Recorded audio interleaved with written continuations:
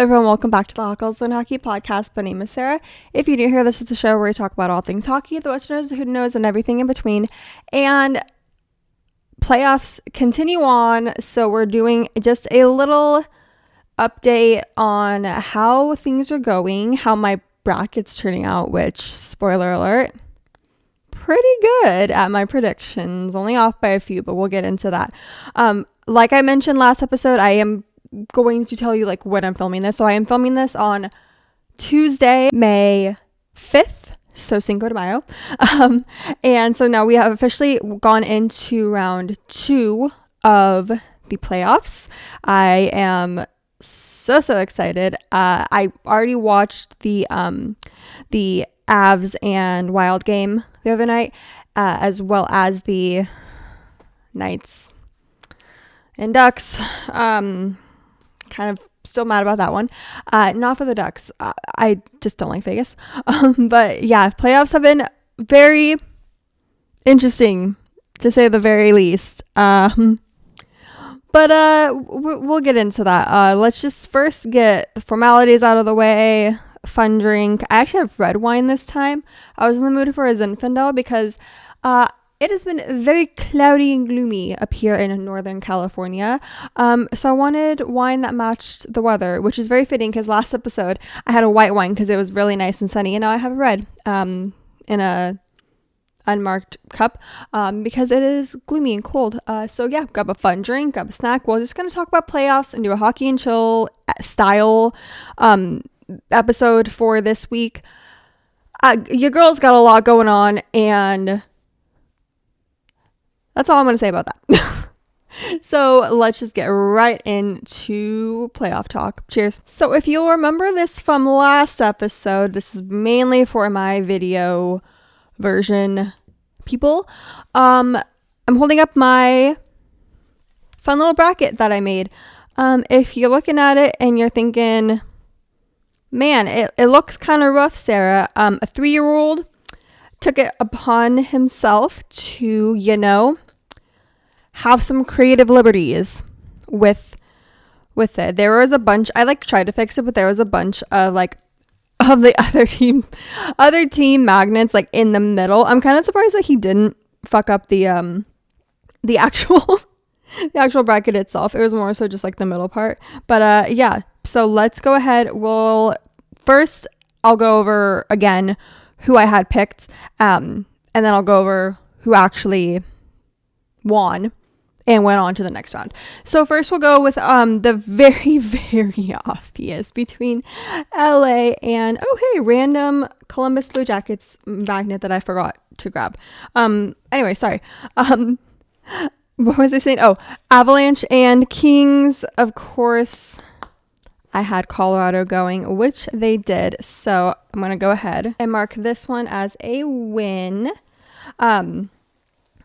But my next pick, which was between Dallas and Minnesota, I had Dallas going. It switched up on me. And it was not Dallas that won. It was Minnesota. So I got that one wrong. Shockingly. Oh no. I don't know what's going on there. And then, oh my gosh. Between Vegas and Utah, I knew it was gonna fucking happen. I'm still not happy about it, but Vegas did go, and I did predict that, so that's another win for me. And then between Anaheim and Oilers, or Ducks and Oilers, man, y'all like to shit on me because you're like, oh, you're Conor McDavid, but they lost. And the Oilers are not in the second round of the playoffs. Which means that I got that prediction right as well. So for Western Conference, getting only one wrong, not so bad. And then over on the flip side, ya girl got a clean sweep. Because between Buffalo and Bruins, Buffalo did make it. Between Lightning and Canadians, Habs, baby, Habs. Between Ottawa and Carolina, of course, Carolina won. I fucking swept them off their little feet, off their little skates, and I expected that. I don't see any excuse to see Brady Tkachuk be humbled. And then between Penguins and Flyers, anyone who watched my story that night during the Game 7 knows that I literally did a fucking lap around my house when I watched the overtime and the goal. The Flyers into the second round. Oh, my heart. I was so happy. And then same with Buffalo. Sorry, Dad. Again, my dad's a Bruins fan, but you know, they got next year. I feel like they'll make it again next year. Who knows? But yeah. So out of all my predictions so far, truly only getting one wrong. It's not that bad.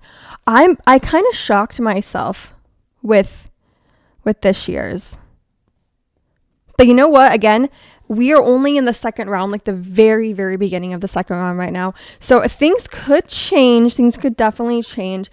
I'm foreseeing, hopefully, that they're pretty accurate. I feel like my picks are pretty good, except for Vegas and Anaheim. Just because Vegas is in the lead right now in games. But you know what? Miracles could happen. Miracles could happen on ice. It's happened before. But definitely between Colorado and Minnesota, oh God, if the game the other night was any indication of how this little round's going to go for these two teams, it's just going to be, oh God, clean sweep, maybe. Who knows? They're playing their game 2 today, so I really shouldn't get too cocky right now. And then as for the Eastern Conference, Montreal and Buffalo, I did have Montreal going. It was great seeing Buffalo get to the second round. Definitely hope the Habs make it. I'm happy that at least one Canadian team is making it, and it's a decent Canadian team. All offense to Ottawa. Sorry, Fabian Zetterlund. I love you. Love you, my guy. We miss you in San Jose. I know Eki probably misses you, even though you guys do vacation together. But sorry, bro. At least you got to play a playoffs. That was great. Time for you. And yeah, Carolina and Flyers. Oh my gosh, Carolina's just on a fucking rampage. They want that cup. They want that cup so fucking bad. And it's showing in their gameplay. It's showing in just the attitude of the players. Love Jarvy's friends coming and cheering him on and supporting him. Love that group of guys. Their TikToks are so fucking funny. But yeah, so that's where we are right now as of, again, I said Tuesday, May 5th. And then this episode is going to be coming out Thursday, May 7th. So 2 days from now. So who knows what will be happening. If anything does get updated and I don't have time to put it in the edits for this episode, I will definitely, I shouldn't say definitely. If I remember, I will put like a pinned comment underneath the video version as well as on the version on Spotify of anything that has happened between now and then, which I don't foresee very much happening. But you know what? You never know. A lot could happen in 2 days. Like a whole city could get flooded and then they'd have to pick a different city to play in. Who knows? Moving on from the predictions, but still staying in the realm of the Stanley Cup playoffs this year. Let's talk about Conor McDavid. And listen, I understand the frustration. Well, actually, I don't really understand the frustration. I am, contrary to what you might think, I am not a generational hockey talent that a whole franchise is depending on to bring them back to their former glory days. I know probably people thought that I was, but I'm not. But he is. And it is like, we're like the same age. I think Conor McDavid is like a year older than me, if I'm remembering correctly. I'm pretty sure he is, which is crazy because, oh gosh, that man looks like he's already like 50, and not in like a mean way. It just, this sport has definitely fucking aged him. And this league has definitely fucking aged him so much. And I can see how getting knocked out of playoffs in the very first round after making it to the finals the past 2 years has to, feel like shitty. Definitely. Adding salt to the wound is both times they made it to the finals, they lost to fucking Florida. Big switch up from my tone last year. I was really excited that they won, mostly because of Brad Marchand, because I was a fucking Matthew Tkachuk fan, but we're not going to talk about that. Those are dark days. And I've seen the light. But the things that McDavid said about his team after that game 6 loss and knockout from the round, you gotta feel bad for like everyone involved. Like, you gotta feel bad for McDavid because that guy's just frustrated, and you can't fault him for being frustrated when it feels like he worked so hard just to get just right there and then have it like not come to fruition. But then you also have to feel for the team, because he literally called the team, and I quote, an average team with high expectations. He said, we were an average team all year, an average team with high expectations. You're going to be disappointed. We just never found it.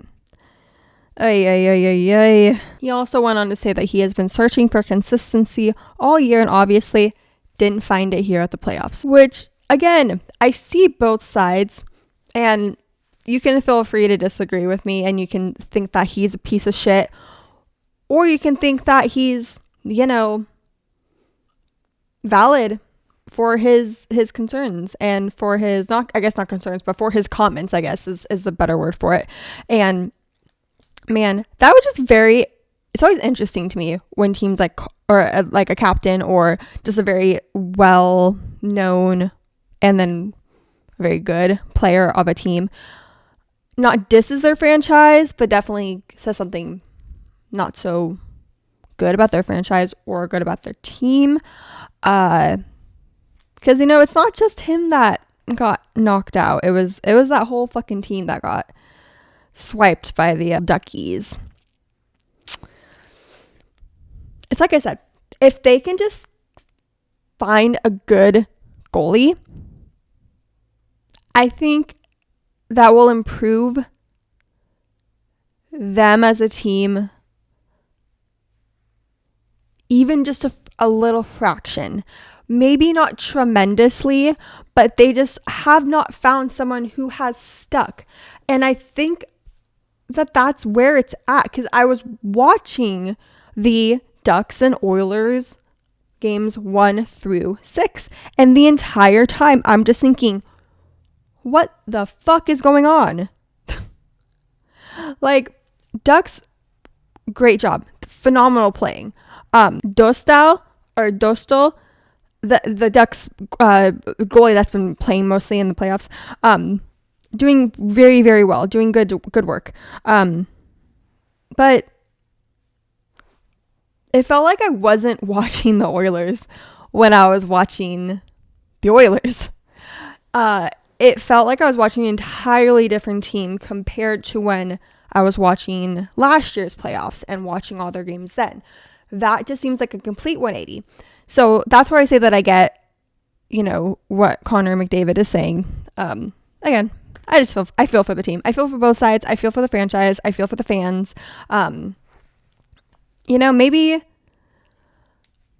just this team isn't for him. I don't know. You could also just lean into the whole meme joke of let's get Conor McDavid onto the Sharks. Like, get a McDavid, a Celebrini, like, on the same team. You saw what they did for Team Canada. Obviously, they didn't win. And they also kind of choked in that last fucking game. But I don't know.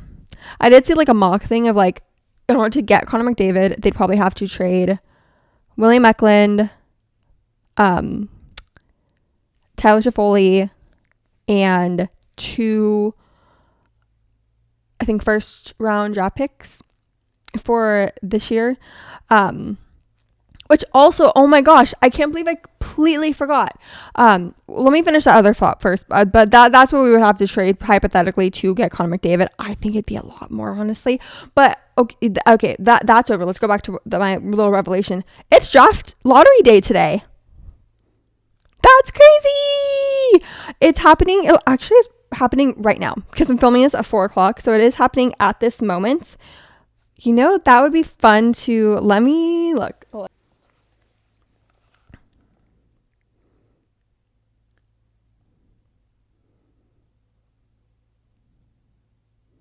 No fucking way.